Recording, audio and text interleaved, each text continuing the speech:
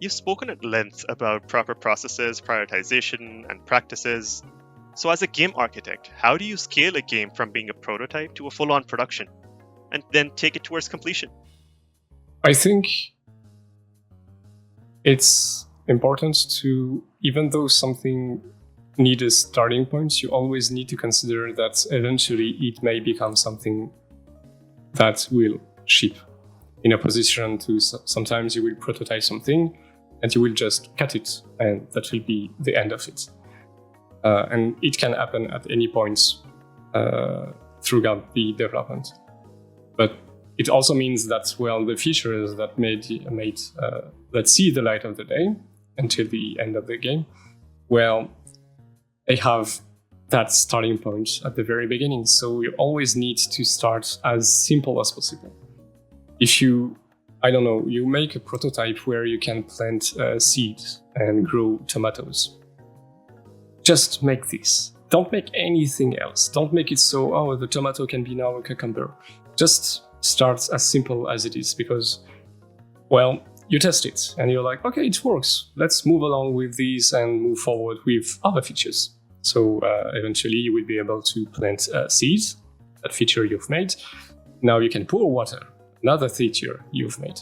And now you can crop your tomato and put them in storage, or I don't know. But altogether, you've prepared small features altogether. And then the moment you want to change to be able to also plant cucumber, well, you have your starting point. But if you spend too many time making something very complex at the very beginning, you're just burning yourself out. Same, we can take the example in different directions. If you spend, let's say, 2 months by making the best cropping system ever made, like the best, and you're like, I have the best cropping system. Like I can grow tomatoes, watermelons, you name it. You can make everything, and it's an unbearable complexity, and you know that it's fun. Great, but you've spent 2 months making this. Now you need to make the rest of the game, and you need to make it even to the quality of that feature. Good luck with this, because if eventually you realize that working alongside that super complex feature is not maintainable for yourself, for the size of your team or whatnot, you will have a hard time, and you're likely to scope down the feature in the first place to make it appealing and to be able to make the rest. The first thing is, don't overdo stuff early. Always put the foundation of everything and then raise the foundation, the house, raise a bit everything all together at once. Eventually, some things will be unnecessary, or maybe 2 features can become one because, well, they are quite simple and they can be merged into a single one. And as you move forward, then you put the necessary complexity when it's required. And often adding a complexity when it's required is fairly easy, at least to implement, because, well, it's a need. Well, okay, let's make it so now I can, put some fertilizer when I grow my tomatoes. Oh, well, I had to already have that feature where I can pour water. Let's make it now. I can also inject some fertilizer scoring system, to increase growth rate or whatever. But the more you start simple, the more you know which toy feature to use and to improve to start better. And same, the smaller the tool, the more atomic it is, the easier it is to foresee the problem. We can go back to what I've said before with the interaction system. If you know where the interaction system comes from, you know what is the risk of making an interaction system based upon collision overlap test.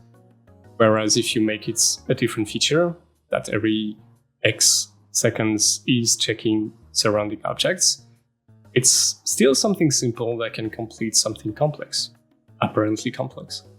So it's always better to start simple. And to me, the great counter example to this is the trap. I call that a trap. It's not really a trap, but it can be a trap, at least for beginners. The trap of plugins, like things providing like an absolute framework to make, I don't know, a specific game or whatnot, which comes with different features, but you don't know how they do function in the first place. You may be able to rely on some documentation. That's good. It doesn't mean that you're able to simplify them or to build upon them. So always be super, super careful of the temptation of taking such plugins. I call that plugin specifically because of Unreal Engine 5. But yeah, always be careful about the temptation of plugins. It can definitely help. It can also be a great resource to learn things, to have an example of a complete framework, so multiple isolated features working together. But it doesn't mean that it's fully made the way you want it to function. And sometimes it can be complex to change. But it's actually a great example of when things go wrong and you end up with many different features working together on a game that do work, but you need to simplify, optimize, whatever the reason, you need to make some changes. And where to make those changes?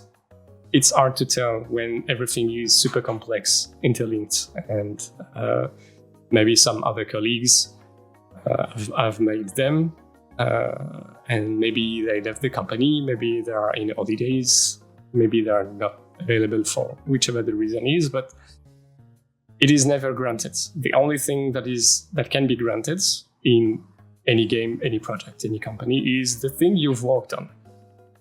That's it. Documentation.